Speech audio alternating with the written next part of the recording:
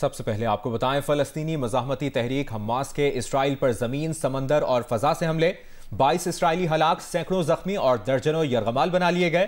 عرب media کے مطابق Hamas کی القسام بریگیڈ نے پہلے ہزاروں راکٹ داغے اور پھر پیدل دستے سرحدی باڑ توڑ کر اسرائیل میں داخل ہوئے۔ القسام بریگیڈ کے مزاحمت کار موٹر گلائیڈرز کے ذریعے فضا سے بھی اسرائیل میں داخل ہوئے۔ اسرائیلی اخبار نے کہا ہے کہ حماس کے اچانک حملوں میں متعدد اسرائیلی ہلاک، سینکڑوں زخمی ہوئے ہیں، جبکہ لاتعداد اسرائیلیوں کو یرغمال بنا لیا گیا ہے۔ حماس کے اچانک حملے کے بعد اسرائیلی فوج کی جانب سے سرحدی بیس خالی کر لیے گئے ہیں۔ حماس نے اسرائیل میں اپنی سہ طرفہ کارروائی کو آپریشن الاقصی فلڈ کا نام دیا ہے۔ اسرائیلی فوج نے جوابی کارروائی کرتے ہوئے غزہ پر فضائی حملے شروع کر دیے ہیں، جس میں اب تک کی اطلاعات کے مطابق 20 فلسطینی جاں بحق ہو چکے ہیں۔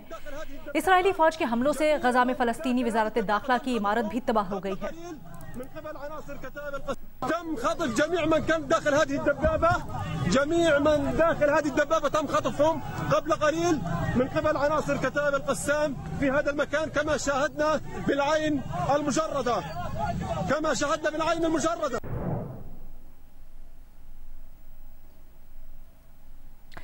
حماس کے آپریشن الاقصی فلڈ کے آغاز کے بعد حماس کے رہنما اسماعیل ہانیہ کے سجدہ شکر کی ویڈیو بھی جاری کر دی گئی ہے۔ ویڈیو میں اسماعیل ہانیہ دیگر رہنماؤں کے ساتھ ٹی وی سکرین پر حماس کے تازہ حملوں کی خبر دیکھتے ہوئے بھی نظر آ رہے ہیں۔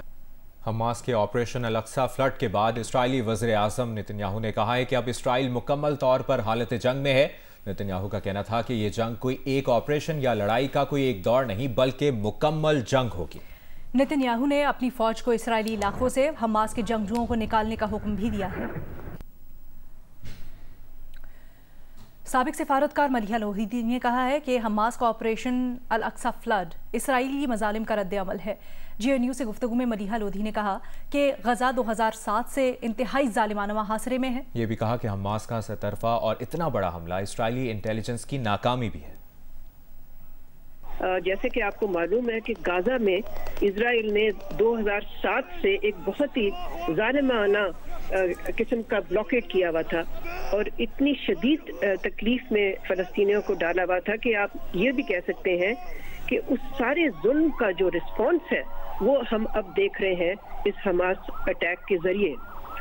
تو اس کا آگے جو دیکھنا ہے، ایک سوال جو پیدا ہوتا ہے وہ یہ بھی ہے کہ کیا یہ ایران بیکڈ ہے؟ کیا حماس کو ایران سے حمایت ملی ہے اس اٹیک کے لیے؟ اور کیا یہ ایک رسپانس ہے ان کوششوں کا جو سعودی عربیہ اور اسرائیل کے درمیان ایک نارملائزیشن جس کو کہتے ہیں اس کا ایک سلسلہ جو جاری ہے اس وقت، کیا اس کو یہ سیبوٹاج کرنے کے لیے، ٹورپیڈو کرنے کے لیے، یا اس کی وجوہات کچھ اور ہیں؟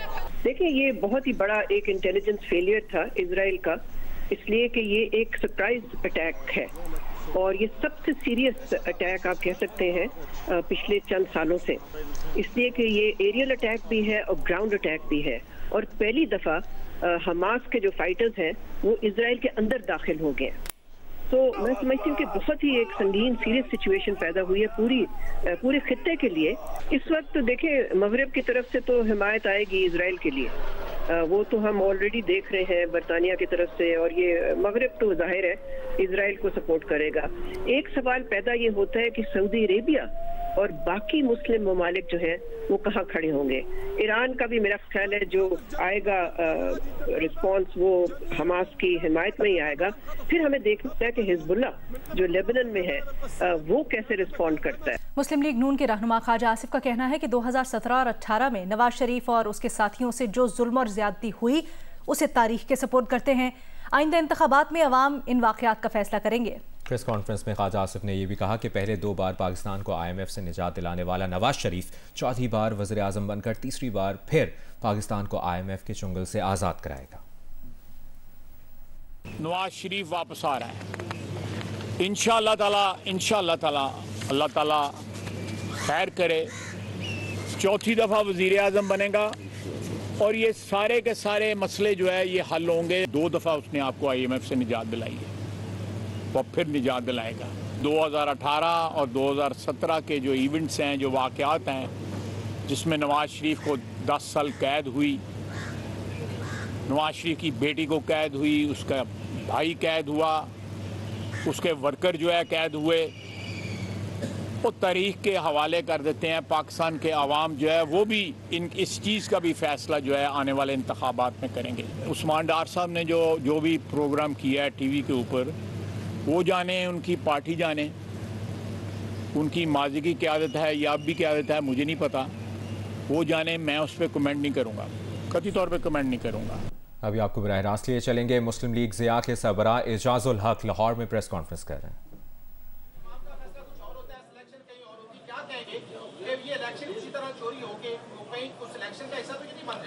نہیں دیکھیں، میں نے یہ بات بڑی واضح طور پہ کہہ دی کہ اگر الیکشن عوام کی امنگوں کے مطابق نہ ہوئے تو جو ہماری اس وقت جیو پولیٹیکل اکنامک سچویشن ہے، پاکستان کو پھر بہتری کی طرف جانے کے بجائے آپ اس طرف چلے جائیں گے کہ جہاں سے نکلنا بڑا مشکل ہوگا. یہ بتائیے گا کہ آپ کے چودھری برادران سے کافی قریبی تعلق ہے اور آپ سالہ سال سے ان کے ساتھ بھی ہیں، قربت بھی ہے. چودھری پرویز لاہی رائٹ ڈائریکشن پہ ہیں یا چودھری شجاعت حسین؟ اور میں کل آپ کی سوال کا شہباز شریف نے جواب کیوں نہیں دیا تھا؟ دیا تھا کہ نہیں دیا تھا؟ نہیں دیا تھا. اچھا، میں دیکھ رہا تھا، میں اس کی شکل نظر نہیں آئی تھی لیکن آواز میں نے پہچان لی تھی کہ بڑا سخت سوال پوچھا تھا. دیکھیں بات یہ ہے، چودھری شجاعت کے دل میں پرویز الہی کے لیے، پرویز الہی کے دل میں شجاعت کے لیے وہی محبت ہے، لیکن بچوں کے دل میں نہیں. اب سیاست آ گئی ہے بچوں کی، اب بڑے یہ نہیں سمجھ رہے کہ یہ بچے اس قابل نہیں ہیں. میں تو کہتا ہوں کہ آئندہ وزیر اعظم کے لیے 2-3 کینڈیڈیٹ جو مجھے نظر آ رہے ہیں نا، جن کی میں باتیں سنتا ہوں، میاں نواز شریف کی ہیلتھ رپورٹ دیکھنے کے بعد، شہباز شریف کی گفتگو سننے کے بعد اور زرداری کی آنیاں جانیاں دیکھنے کے بعد، ان تینوں کو ریٹائر کر دینا چاہیے پاکستان کی سیاست سے، یا یہ خود ریٹائرمنٹ لے لیں. صاحب یہ بتا دیجیے گا کہ آئندہ الیکشن میں جب بھی ہو ایک پارٹی مقبولیت کی دعوت دار یا اس حوالے سے کوئی معلومات ہیں تو وہ ہمارے مختلف وفاق موجود ہیں، ان مدارس کے محتمم موجود ہیں، ان مدارس کی انتظامیہ موجود ہے، ان سے رابطہ کیا جائے. انشاءاللہ تعالی اس معاملے میں پاکستان کے مدارس عربیہ اور پاکستان کی ریاست اور حکومت کے درمیان کسی بھی قسم کا کوئی تنازعہ نہیں ہے. ہم نے پہلے بھی ماضی میں یہ بات واضح کی تھی کہ مدارس عربیہ، ان کے جو طلباء ہیں وہ ایک نظم کے تحت ان کا داخلہ ہوتا ہے.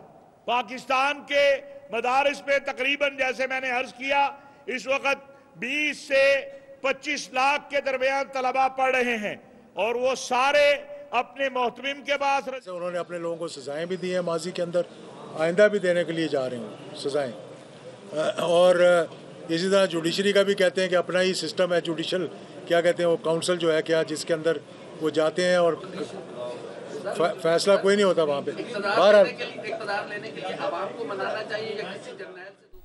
ایک جانب لاہور میں اعجاز الحق پریس کانفرنس کریں، دوسری جانب علامہ طاہر اشرفی کی میڈیا سے گفتگو جاری ہے.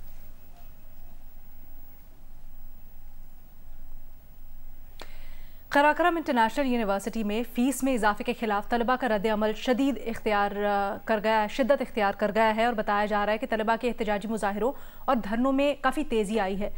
اس صورتحال سے تعلیمی سرگرمیاں کس حد تک متاثر ہو سکتی ہیں اور اس حوالے سے مزید تفصیلات کیا ہیں، یونیورسٹی انتظامیہ کا کیا موقف ہے، ہمیں رپورٹ کریں گے ہمارے نمائندے سعادت علی مجاہد.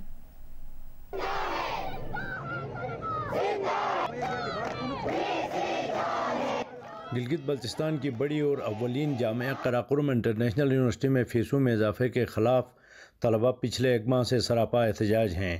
طلباء کے مظاہروں اور دھرنوں کے باعث مصروف ترین شاہراہ یونیورسٹی روڈ کی بندش اب معمول بن گیا ہے. فیسوں میں اضافے سے متاثرہ طلباء کے مطابق یونیورسٹی انتظامیہ نے نئے آنے والے طلباء کی فیسوں میں 35% اور پرانے طلباء کی فیسوں میں 25% اضافہ کیا ہے، جبکہ HEC کے قوانین کے مطابق فیسوں میں سالانہ 10% اضافہ کیا جا سکتا ہے. طلباء نے فیسوں میں اچانک اضافے کے اقدام کو یکسر مسترد کرتے ہوئے احتجاج کا دائرہ وسیع کرنے کا اعلان کیا ہے۔ تقریباً 1 مہینے سے ہم یہاں پہ فیسز کے حوالے سے سٹرائک کیا ہے۔ ہم لوگوں نے اس سٹرائک پہ میں بھی شرکت کرنے کی وجہ سے میرے اوپر یہ ظلم ہو گیا ہے کہ مطلب ان لوگوں نے مجھے یونیورسٹی سے نکالا ہے۔ اس سال قراقرم انٹرنیشنل یونیورسٹی میں تقریباً 70 سے 80% ایک سال کے اندر فیسوں میں اضافہ کیا گیا ہے، جبکہ HEC رول کے مطابق 10% سالانہ 10% اضافہ ہوتا ہے۔ اس احتجاج میں پچھلے ہفتے میں 10 سے 15 اسٹوڈنٹ کو ان کی ایڈمیشن کو معطل کیا گیا ہے، یہ غیر قانونی ہے۔ ہماری بڑھتی ہوئی فیسز کے بارے میں ہم لوگ بات کریں تو یہ ہمیں مختلف حربے آزما کے ہمیں روکنے کی کوشش کر رہے ہیں۔ یونیورسٹی انتظامیہ نے آئے روز کے احتجاج اور دھرنوں کو چند طلبہ کی حرکت اور تحریری طور پر دیے گئے انڈر ٹیکنگ کی کھلی خلاف ورزی قرار دیتے ہوئے کئی طلبہ کو یونیورسٹی سے بے دخل کیا ہے۔ انڈر ٹیکنگ دی ہوئی ہے اسٹوڈنٹس نے، ان کے والدین نے یونیورسٹی کے جو ضابطے ہیں ان کی خلاف ورزی نہ کرنے کی۔